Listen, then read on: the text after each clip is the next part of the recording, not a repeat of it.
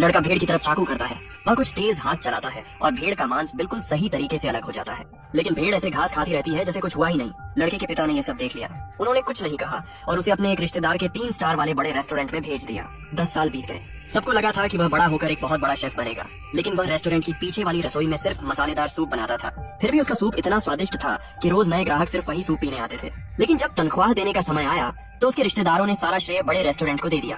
Restaurant के बड़े chef कहते थे कि उसका सूप रेस्टोरेंट का स्तर गिरा रहा है और उसे सिर्फ 2000 वॉन दिए जाते थे। लड़के ने पूछा, मेरी तनख्वाह 25,000 थी, खाना रहने और बिजली के पैसे काटने के बाद सिर्फ 2000 क्यों?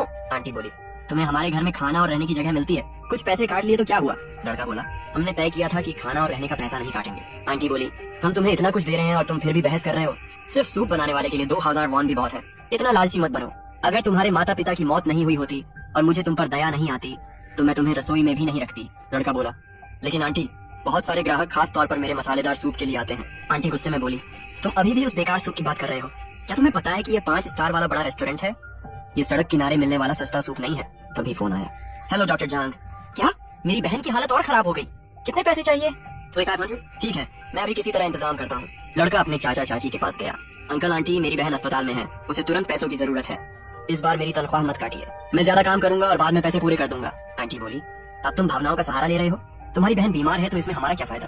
लड़का बोला, ठीक है, फिर मैं नौकरी छोड़ देता हूँ। जब मैंने काम शुरू किया था तब मैंने 1000 वॉन जमा किए थे, वह पैसे मुझे वापस दे दीजिए। आंटी बोली, तुम खुद नौकरी छोड़ रहे हो इसलिए तुम्हारे पैसे हम रखेंगे। लड़का हैरान रह गया, आप इतनी गलत बात कैसे कर सकते हैं? मेरी जमा रकम भी रख रहे हैं। आंटी बोली, हम रखना चाहते हैं तो रखेंगे, अगर कोई समस्या है तो जाकर शिकायत कर दो। लड़का बोला, ठीक है, मैं ये बात याद रखूंगा, आप पैसे रख लीजिए लेकिन बाद में पछताना मत। आंटी हंसते हुए बोली, अब तुम हमें धमकी दे रहे हो? देखते हैं सिर्फ मसालेदार सूप बनाने वाला लड़का क्या कर सकता है। जाओ यहाँ से। कुछ देर बाद एक कर्मचारी भागता हुआ आया। बॉस मैडम, एक बड़ी समस्या हो गई है। क्या हुआ? ग्राहक बहुत गुस्से में है, वे आप दोनों से मिलना चाहते हैं। चलो, हमें वहाँ ले चलो। वहाँ पहुँचते ही एक ग्राहक चिल्लाया, मैंने पहले ही कहा था कि मुझे ये महंगा विदेशी खाना नहीं चाहिए, मुझे सिर्फ एक गर्म मसालेदार सूप चाहिए। मेरा सूप कहाँ है? मेरा सूप कहाँ है?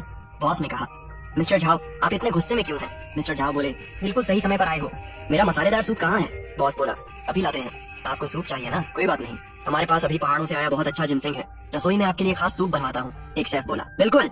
मिस्टर झाओ, इसे छक्कर देखिए, इसे खास तौर पर एक बड़े शेफ ने बनाया है। मिस्टर झाओ ने गुस्से में कहा, ये क्या है?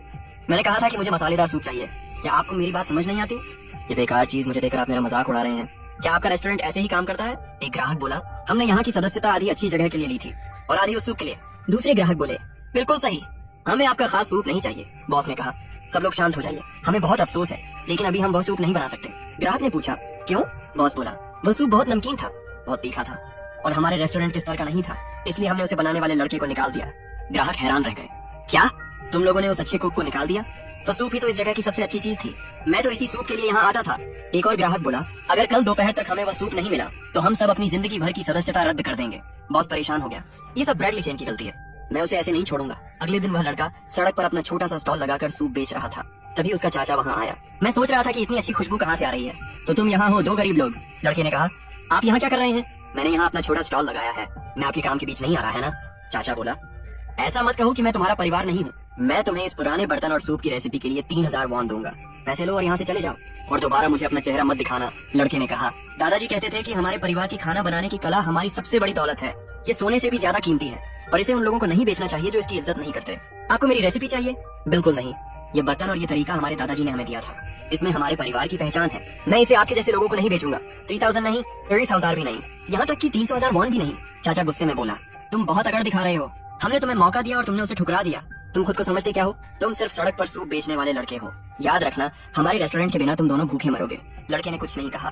चाचा बोला, ठीक है, देखते हैं तुम और तुम्हारी बीमार बहन कितने दिन चल पाते हो। फिर वह वहाँ से चला गया। लड़के की बहन डरते हुए बोली, भैया क्या वे हमारे पीछे आएंगे? लड़के ने कहा, डरो मत, जब तक हम दोनों साथ हैं हम हर मुश्किल का सामना कर सकते हैं। कुछ दिन बाद एक ग्राहक आया, बॉस आपका सूप कमाल का है, हमारे ऑफिस के सभी लोग इसके दीवाने हो गए हैं। लड़का मुस्कुराया, मेरे बारे में दूसरों को बताने के लिए धन्यवाद। ग्राहक बोला, इसमें धन्यवाद की क्या बात है, आपका सूप सच में बहुत अच्छा है। ठीक है बॉस, मैं चलता हूँ, फिर मिलते हैं। तभी एक आदमी अस्पताल से वापस अपनी कंपनी में आया। डॉक्टर ने कहा था आपको आराम करना चाहिए, लेकिन वह फिर से काम पर आ गया था।